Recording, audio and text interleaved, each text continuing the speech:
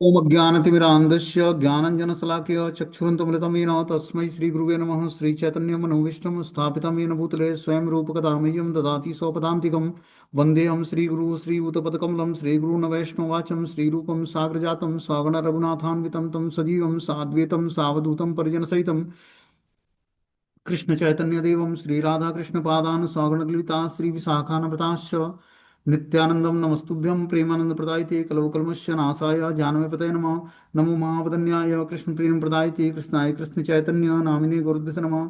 पंचतत्वात्मकं कृष्णं भक्तरूपस्वरूपं भक्तावतारं भक्ताख्यं नमामि भक्तिशक्तिकं। हे कृष्ण करुणा सिन्धु दीनबन्धु जगत्पतये गोपेश गोपिकान्त राधाकान्त नमस्तुते तप्त कांचन गौरांगे श्रीराधे वृंदावनेश्वरी वृषभानुसुते देवी प्रणमामि हरिप्रिये।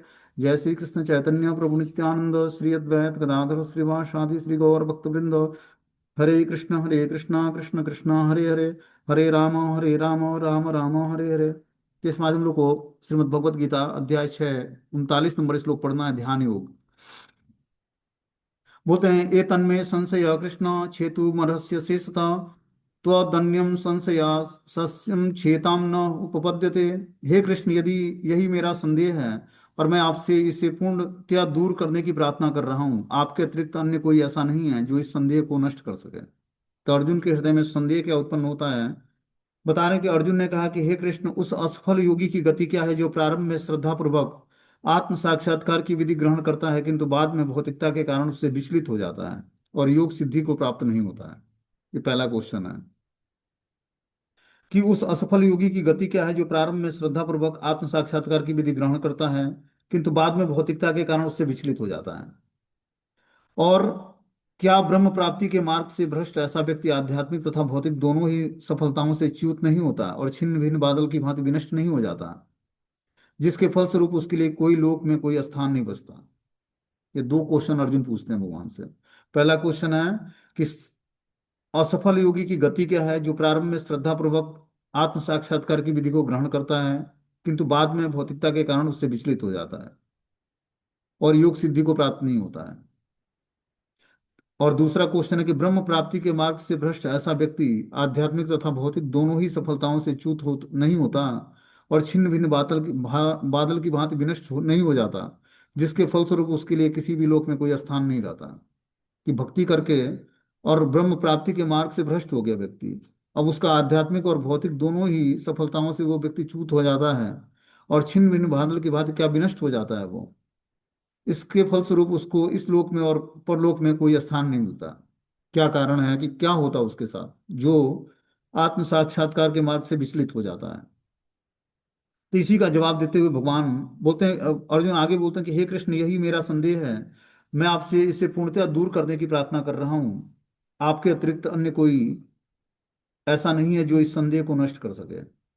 तो श्री भगवान ने क्या बोला, पार्थ नेवे नामुत्रम विनाशस्तस्य विद्यते न ही कल्याण कृतम किश्चित दुर्गति तात गच्छति। भगवान ने कहा, हे पृथापुत्र, कल्याण कार्यों में निरत योगी का न तो इस लोक में और न ही परलोक में विनाश होता है। हे मित्र, भलाई करने वाला कभी बुराई से पराजित नहीं होता।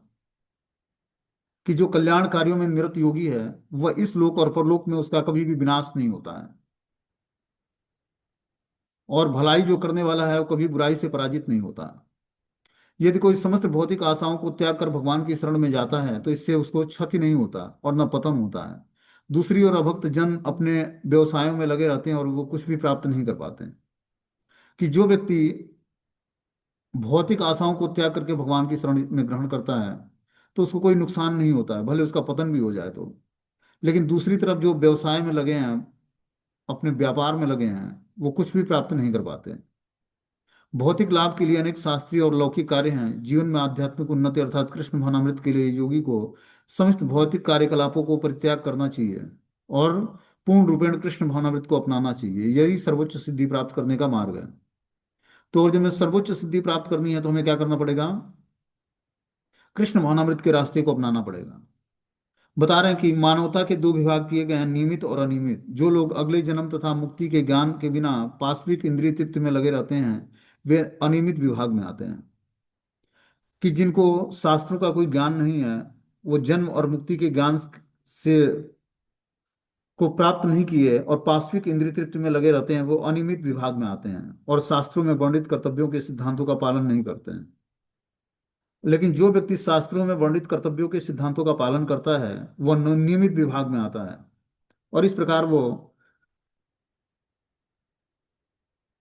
सदा सुखी होता है। बता रहे हैं कि जो पाश्विक वृत्ति को धारण करता है, उसके जीवन का मात्र उद्देश्य आहार, निद्रा, भय और मैथुन का भोग करना होता है, और इस संसार में निरंतर बने रहना होता है, जिसके कारण वो बार बार जन्म मृत्यु के चक्र में फंसा रहता है और दुख में जीवन की तरफ आगे प्रोग्रेस करता है। लेकिन जो लोग शास्त्रीय आदेशों के अनुसार संयमित जीवन जीते हैं और कृष्ण भावनामृत को प्राप्त करते हैं, और निश्चित रूप से जीवन में उन्नति करते हैं। कल्याण मार्ग के अनुयायियों को तीन वर्गों में विभाजित किया गया है। भौतिक संपन्नता का उपभोग करने वाले शास्त्रीय विधि विधानों के अनुयायी, जो भौतिक संपन्नता का उपभोग शास्त्रीय विधि विधानों के अनुसार करते हैं, मतलब वैदिक नियमों के अनुसार भौतिक संपन्नता का उपभोग करते हैं। जैसे वेद में भौतिक संपन्नता के लिए धर्म, अर्थ, काम, मोक्ष को रेगुलेट कैसे करना है, उसका नियम बताया गया है। उसके अनुसार जो विधि विधानों का पालन करते हैं, ऐसा कल्याणकारी मार्ग के अनुयायी पहले कैटेगरी में आते हैं। दूसरा है इस संसार से मुक्ति पाने के लिए प्रयत्नशील लोग। कुछ लोग इस भौतिक संसार से मुक्ति पाने के लिए प्रयास करते हैं, कि धर्म, अर्थ, काम को रेगुलेट करके और मोक्ष के मार्ग पर आगे बढ़ने का प्रयास करते हैं। तीसरा है कृष्ण भावनाभावित भक्त। तो कृष्ण भावनामृत के जो भक्त होते हैं, जो कृष्ण भावनामृत के रास्ते को अपनाते हैं, वो इन दोनों रास्ते से ऊपर उठ जाते हैं। कौन से? भौतिक संपन्नता का उपभोग करने के लिए शास्त्रीय विधि विधानों का पालन करते हैं, या मुक्ति पाने के लिए प्रयत्नशील होते हैं, मतलब धर्म, अर्थ, काम, मोक्ष से ऊपर उठकर और पूर्ण रूपेण कृष्ण भावना भावित होकर वो भगवान की भक्ति करने का प्रयास करते हैं, तो धीरे धीरे उनका धर्म, अर्थ, काम और मोक्ष भी रेगुलेट हो जाता है, और पंचम पुरुषार्थ भगवत भक्ति प्राप्त होती है।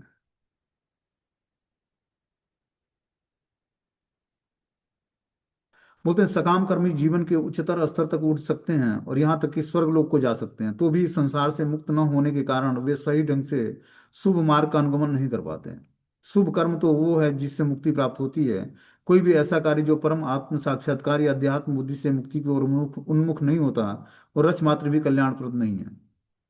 कि जो ज्ञान हमें देहात्म बुद्धि से ऊपर नहीं उठाता, मतलब शारीरिक लेवल से ऊपर उठाकर और अध्यात्म के लेवल पर स्थिर नहीं करता, वो ज्ञान जो है रच मात्र भी कल्याणप्रद नहीं है। कृष्ण भावनामृत संबंधी कार्य ही एक ऐसा शुभ कार्य है जो कृष्ण भावनामृत के मार्ग पर प्रगति करने के उद्देश्य से स्वेच्छा से समस्त शारीरिक असुविधाओं को स्वीकार करता है। वही घोर तपस्या के द्वारा पूर्ण योगी कहलाता है। कि हम स्वेच्छा से कुछ, जब हम तपस्याएं करते हैं, स्वेच्छा से कष्ट लेते हैं, ठीक है ना, तभी हम जाकर शारीरिक असुविधाओं को स्वीकार करके ही हम कृष्ण भावनामृत के मार्ग पर आगे बढ़ पाते हैं। अब जैसे मान लो कि ठंड का मौसम है, कौन सुबह उठकर नहाकर मंगल आरती करके और भगवान का नाम जप करना चाहेगा? लेकिन शारीरिक असुविधाओं को व्यक्ति स्वीकार करता है, तभी तो कृष्ण भावनामृत के रास्ते पर प्रगति कर पाता है। वही यहाँ पर बता रहे हैं कि जब तक व्यक्ति देहात्म बुद्धि से मुक्ति के लिए उन्मुख नहीं होता, तब तक वो रच मात्र भी कल्याणप्रद कार्यों में नहीं जुड़ता। कृष्ण भावनामृत के मार्ग पर प्रगति करने का उद्देश्य है स्वेच्छा से समस्त शारीरिक असुविधाओं को स्वीकार करना। वही घोर तपस्या के द्वारा पूर्ण योगी कहलाता है। जब व्यक्ति तपस्याएं करता है, जानबूझकर शारीरिक कष्ट को झेलता है, तभी जाकर वो धीरे धीरे शुद्ध होता है। क्योंकि अष्टांग योग पद्धति कृष्ण भावनामृत की चरम अनुभूति के लिए होती है, अतः यह पद्धति भी कल्याणप्रद है। कि अष्टांग योग पद्धति जो है, ये कृष्ण भावनामृत के चरम अनुभूति के लिए बहुत ही आवश्यक है। यम नियम आसन, यम नियम आहार आसन प्राणायाम, नहीं, यम नियम आसन प्राणायाम ध्यान धारणा समाधि, इस तरह से 8 स्तर होते हैं अष्टांग योग पद्धति के। तो अष्टांग योग पद्धति का जब हम क्रमिक पालन करते हैं, यम मतलब डूज एंड डोंट्स, क्या स्वीकार करना है और क्या त्यागना है। प्राणायाम, प्रत्याहार, ध्यान धारणा समाधि, तो अंतिम अवस्था समाधि की होती है, मतलब पूर्ण रूपेण अपनी चेतना को कृष्ण भावना भावित बना लेना ही समाधि अवस्था है। तो ये अष्टांग योग पद्धति का पालन हम कृष्ण भावनामृत के मार्ग पर भी कर सकते हैं। कि क्या नियम पालन करने हैं, क्या यम और क्या नियम, क्या छोड़ना है और क्या स्वीकार करना है। फिर प्रत्याहार, मतलब आहार को संतुलित कैसे करना है।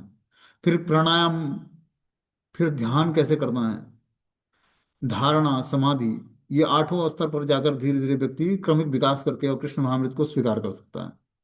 तो ये हमारे लिए कृष्ण भावनामृत की चरम अनुभूति के लिए बहुत ही सहायक है अष्टांग योग पद्धति का पालन करना। अतः यह पद्धति भी कल्याणकारी है। जो कोई भी इस दिशा में यथाशक्त प्रयास करता है उसे कभी पतन से भयभीत नहीं होना पड़ता, उसका कभी पतन नहीं होता है। बोलते हैं कि प्राय प्राप्य पुण्य कृता लोका नु सृजित्वा शाश्वतीम समा शुचिनाम श्रीमताम गेहे योगो भ्रष्ट अभिजायते। असफल योगी पवित्र आत्माओं के लोकों में अनेकानेक वर्षों तक भोग करने के बाद सदाचारी पुरुषों के परिवार में या धनवान के कुलों में जन्म लेता है। कि जो व्यक्ति, जो योगी असफल रहा, पवित्र आत्माओं के लोकों में अनेकानेक वर्षों तक भोग करता है, उसके बाद सदाचारी पुरुषों के परिवार में यह धनवान के कुलों में जन्म लेता है। असफल योगी की दो श्रेणियां होती हैं।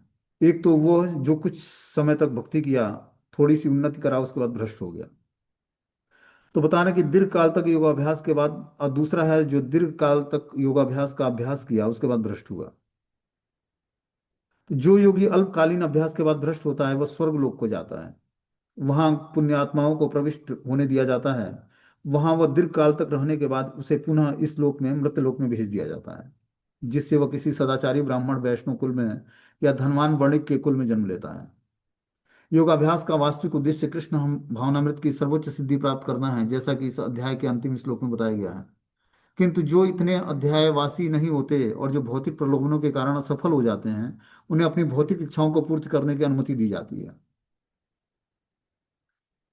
तो एक तो हुआ कि कुछ दिनों तक भक्ति किया, उसके बाद रास्ते से डिविएट हो गया, तो उसको जो है पहले स्वर्ग लोक भेजा जाएगा। वहां जाकर जो उसकी इच्छाएं हैं वो तृप्त करेगा, और उसके बाद फिर से किसी सदाचारी ब्राह्मण वैष्णव या धनवान वैश्य के कुल में जन्म लेगा। और योगाभ्यास का वास्तविक उद्देश्य कृष्ण भावनामृत की सर्वोच्च सिद्धि प्राप्त करना है। लेकिन बता रहे हैं कि जो भौतिक प्रलोभनों के कारण असफल रहा, मतलब लंबी समय तक भक्ति किया और भौतिक प्रलोभन के कारण असफल हो गया, उन्हें अपनी भौतिक इच्छाओं की पूर्ति करने की अनुमति दी जाती है। तत्पश्चात उसे सदाचारी या धनवान परिवार में संपन्न जीवन बिताने का अवसर प्रदान किया जाता है। ऐसे परिवारों में जन्म लेने वाले इस सुविधाओं का लाभ उठाते हुए अपने आप को पूर्ण कृष्ण भावनामृत तक ऊपर उठा लेते हैं। किस तरह से भगवान, अब बता रहे हैं कि दीर्घ काल तक योग करने के बाद असफल रहे तो उसका क्या होता है।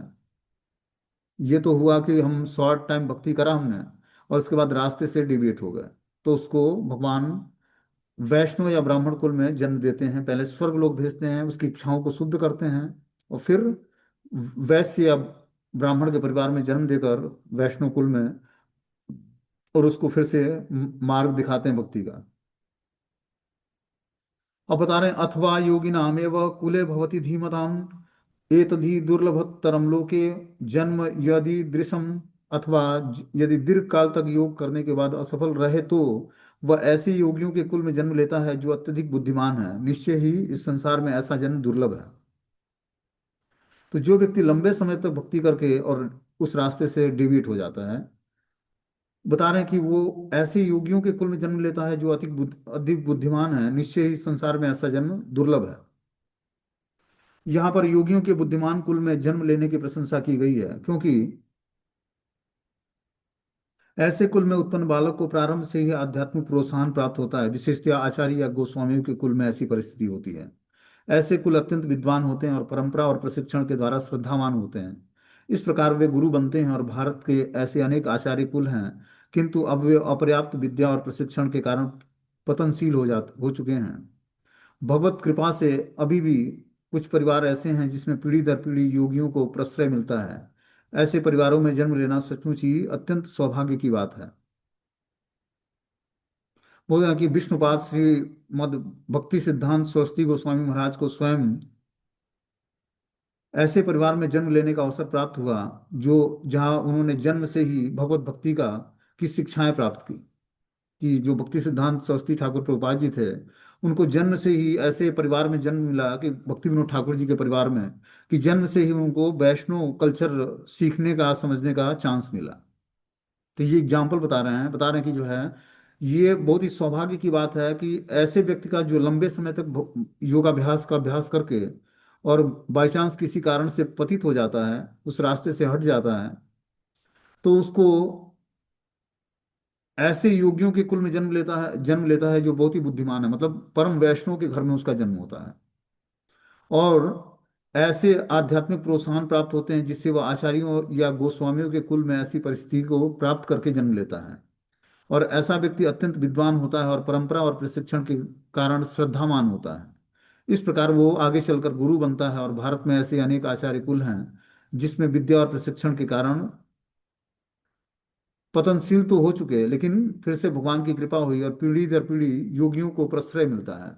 ऐसे परिवार में जन्म लेते हैं जहाँ पर पीढ़ी दर पीढ़ी ऐसे वैष्णव का जन्म होता है। और ऐसे जन्म लेकर सचमुच ही वो सौभाग्य को बता रहे हैं कि ऐसा जन्म लेना सचमुच ही अत्यंत सौभाग्य की बात है। और एग्जाम्पल बता रहे हैं भक्ति सिद्धांत सरस्वती ठाकुर गोस्वामी जी का, कि उन्होंने ऐसे परिवार में जन्म लिया जहाँ बचपन से ही उन्हें भगवत भक्ति का प्रशिक्षण दिया गया। और बाद में दिव्य व्यवस्था के अनुसार वो दिव्य धरातल पर भक्ति करने का प्रयास किया उन्होंने। बोलते हैं तत्रम त बुद्धि संयोगम लभते पौर्व देहिकम यदत्ते च ततो भूयम संसिद्धि कुरुनंदन। हे कुरुनंदन, ऐसा जन्म पाकर वह अपने पूर्व जन्म की दैवी चेतना को पुनः प्राप्त करता है और पूर्ण सफलता प्राप्त करने के उद्देश्य से वह आगे उन्नति करने का प्रयास करता है। बता रहे हैं कि ऐसा जन्म पाकर वह पूर्व जन्म की चेतना, दैवी चेतना को पुनः प्राप्त कर लेता है। जो पूर्व जन्म में उसकी दैवी चेतना थी, उसको उसी स्थान को पुनः प्राप्त कर लेगा और फिर से पूर्णतया सफलता प्राप्त करने के उद्देश्य से वो आगे उन्नति करता जाएगा।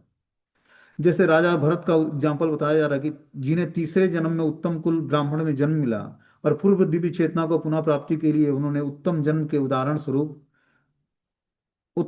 उदाहरण स्वरूप भरत महाराज हैं। भरत विश्व भर में सम्राट थे और तभी ये लोक देवताओं के बीच भारतवर्ष के नाम से विख्यात हुआ था। पहले यह इलाव्रत वर्ष के नाम से जाना जाता था। भरत ने अल्प आयु में ही आध्यात्मिक सिद्धि के लिए संन्यास ग्रहण कर लिया था, किंतु वे सफल नहीं हो पाए। अगले जन्म में उन्हें उत्तम ब्राह्मण कुल में जन्म लेना पड़ा और वे जड़ भरत कहलाए, क्योंकि वे एकांतवास करते तथा किसी से बोलते नहीं थे। बाद में राजा रघुवंश ने उन्हें महानतम योगी के रूप में पाया। उनके जीवन से यह पता चलता है कि दिव्य प्रयास तथा योगाभ्यास कभी व्यर्थ नहीं जाता। भगवत कृपा से योगी को कृष्ण महाअमृत में पूर्ण सिद्धि प्राप्त करने के बारंबार सुयोग प्राप्त होते रहते हैं।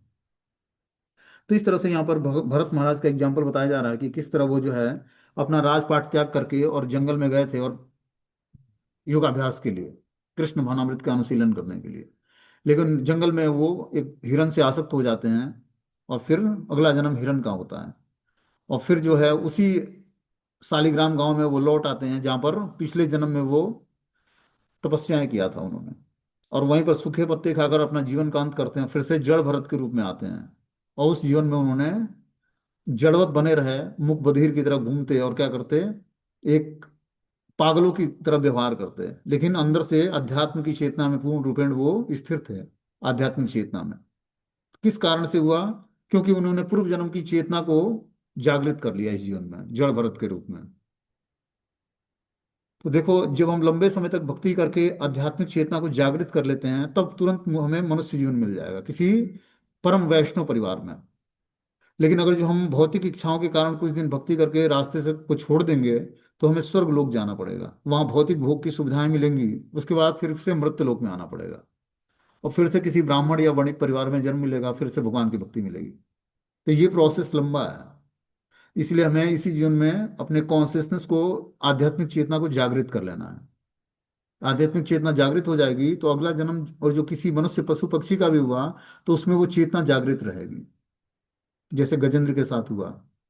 गजेंद्र ने अपनी पूर्व जन्म में आध्यात्मिक चेतना जागृत कर ली थी, तो हाथी के शरीर में भी उसको पूर्व जन्म की स्तुति याद आ गई। और कमल जो है, उस सरोवर के जल में कमल खिला था, उसको सूंड से तोड़ता है और क्या करता है, भगवान को ऑफरिंग करता है और स्तुति पाठ करता है भगवान का। और हाथी के शरीर से वो भगवान के धाम डिलीवर हो जाता है, मतलब उस शरीर को त्याग भगवान ने हाथी के शरीर को छोड़ते ही वो भगवान के वैकुंठ धाम चला गया। तो ये है आध्यात्मिक चेतना डेवलप करने का चांस जब देते हैं भगवान। तो जब हम डेवलप कर लेते हैं तो इस जीवन में अगर जो सफलता नहीं भी मिली तो अगला जीवन मनुष्य का होगा और हमारी आध्यात्मिक चेतना जागृत रहेगी उस जीवन में भी। और हम फिर से जो है दिव्य चेतना के साथ भगवान की भक्ति में जुड़ जाएंगे। सारा खेल अध्यात्म के रास्ते पर चेतना का है। हमारी कॉन्शियसनेस जितना ही पवित्र होगी, जितना ही भगवान का चिंतन होगा, जितना ही हम आध्यात्मिक विषयों को समझे रहेंगे, उतना ही जल्दी हम आध्यात्मिकता के रास्ते पर आगे बढ़ते जाएंगे। इसलिए मेन इंपॉर्टेंट काम है अपने आध्यात्मिक चेतना को जागृत करना। और आध्यात्मिक चेतना जागृत होने का मतलब है कि भौतिक विषयों से संसर्ग छोड़ना। तभी हम आध्यात्मिक चेतना को जागृत कर पाएंगे। और फिर अगला जीवन जो है, और जो मान लो इस जीवन में सफलता नहीं मिलती है, तो फिर से मनुष्य जीवन मिलेगा। और फिर से भगवान की भक्ति वहां से शुरू होगी जहां पर हमने छोड़ा था। तो ये रास्ता आसान है कि हम अपने इसी जीवन में आध्यात्मिक चेतना को जागृत करके और भगवान की भक्ति को स्वीकार करते रहें। ठीक है ना, पूरे जीवन भर भक्ति को मेंटेन करे रखें, तब जाकर सफलता हाथ लगेगी। भक्ति का मार्ग इतना आसान नहीं है।